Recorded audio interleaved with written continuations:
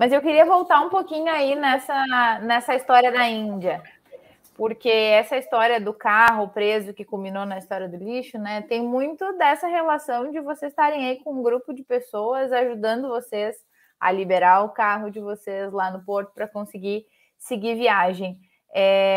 Como é que é essa relação de encontrar pessoas, né? Porque a gente se depara com culturas diferentes, como a gente já vinha falando até aqui, com histórias diferentes, formas de lidar, né, com os problemas, de resolução de problemas. Eu tenho certeza que poder contar com pessoas, poder contar com o apoio das comunidades, né, dos nativos, dos locais para resolver esses problemas deve ter sido muito importante.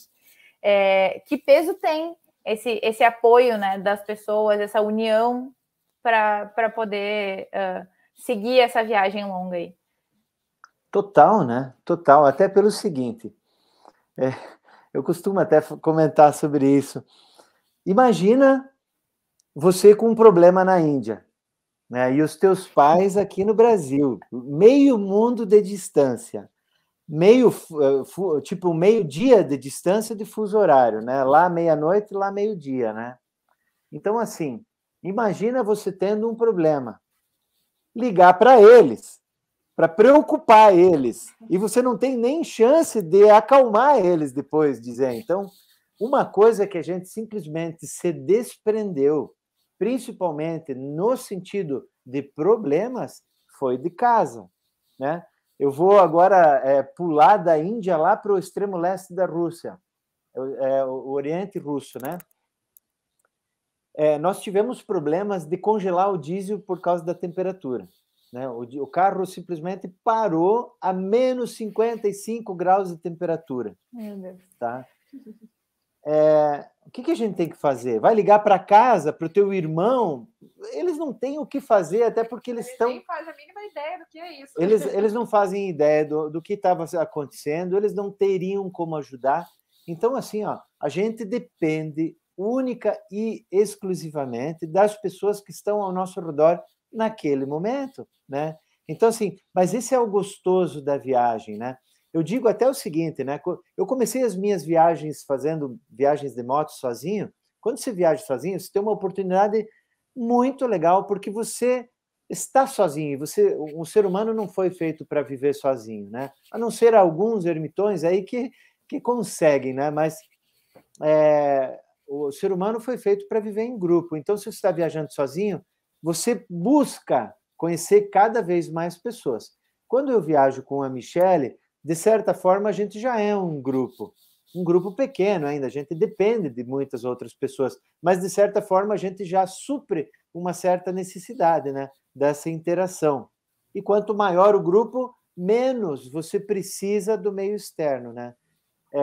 Mas você estando num mundo diferente, tendo que... Porque assim, ó, a viagem começa quando você começa a depender dela para tudo. Você começa a ter que lavar roupa, cozinhar, fazer tudo como se fosse uma vida normal, não só aquela viagem de férias em que uma mala dura e você não precisa lavar roupa, né? A não ser, às vezes, alguma cueca, né? Que você tem que ir lá debaixo do chuveiro, né, para atender aí até o final da viagem, né? Mas a viagem começa depois desse primeiro mês em que, puxa vida, aquela mala de roupa não dura mais, então você tem que começar a lavar ela, você tem que começar a depender do serviço do local, né? E não só do serviço, como das amizades que a gente vai fazendo ao longo do caminho, né? Nós fizemos tantas amizades em todos esses países, porque foram 103 países, Duda, que nós conhecemos, diferentes, né? Que nós conhecemos nas duas viagens. Foram 60 países na primeira, nos 5 continentes, e mais 51 países na segunda viagem em 3 continentes, né? Alguns países foram repetidos na primeira e na segunda, mas diferentes foram 103. Então, você imagina a diferença cultural e de pessoas que a gente teve ao longo desse percurso todo de 6 anos e 2 meses, né? Então, assim, isso era tudo, né? Conhecer pessoas, interagir com eles, né? Às vezes a gente chegava em alguma cidade, as pessoas nos viam, nos traziam para casa delas. Sensibilizavam muito, né? Imagina, um carro do Brasil, o que você está fazendo aqui, né? Eles nos questionavam lá no menos 50 na Rússia, 2 brasileiros, né? O que vocês, placa de Santa Catarina, aqui, São Bento do Sul, Santa Catarina, o que vocês estão fazendo aqui, né? Então, eles se sensibilizavam muito e as pessoas sempre foram de querer ajudar muito, né? Nos receber e nos ajudar, né? Ao ponto, às vezes, de a gente planejar passar por tal cidade, passar um dia, acabava ficando uma semana.